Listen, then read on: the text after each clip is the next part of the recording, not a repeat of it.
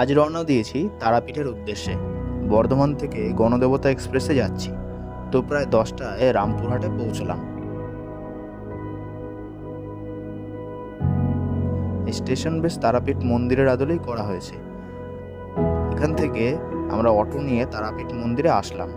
ভাড়া 40 টাকা করে।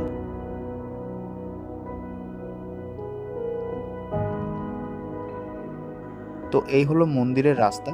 দুপাশে অসংখ্য দোকান। এখান থেকে পুজোর ডালা নিয়ে নিতে পারো, তবে মালা ভেতর থেকে পরে নেওয়াই ভালো। দিনে অনেক লাইন পড়ে, ফুল শুকিয়ে যেতে পারে।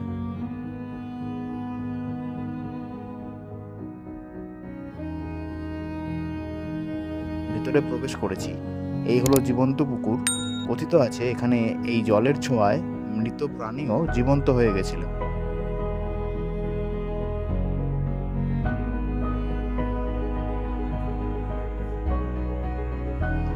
তো আমরা জেনারেল লাইনে দাঁড়িয়েছি, তবে এখানে ভিআইপি লাইনের ব্যবস্থা আছে, যেটা 300 টাকা বা তার বেশি দিয়ে পুজো দেওয়া যায়। সময় অনেক কম লাগে তাতে।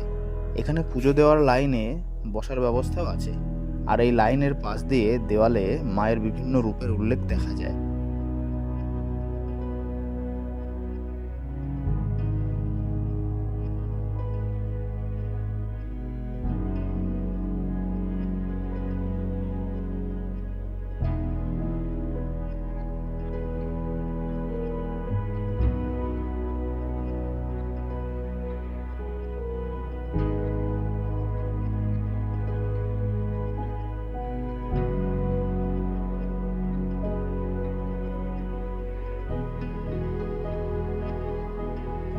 আরেকটি কথা বলে রাখি, এখানে জেনারেল লাইনের তুলনায় ভিআইপি লাইনে কিন্তু অনেক বেশি লোক ঢোকানো হয়।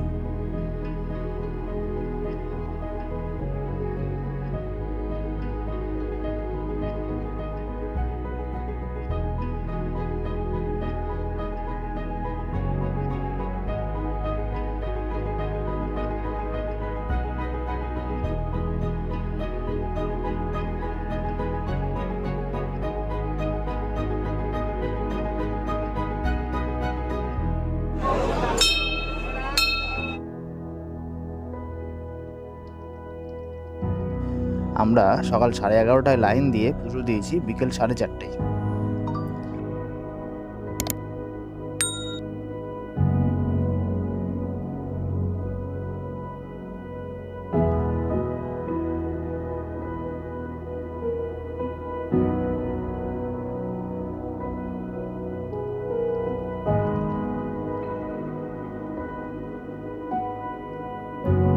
এই হলো তারাপীঠ মহাশ্মশান।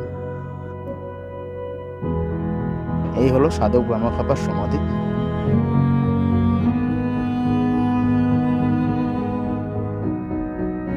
এখানে ঋষি বশিষ্ঠ ও পরবর্তীকালে বামদেবও সাধনা করেন।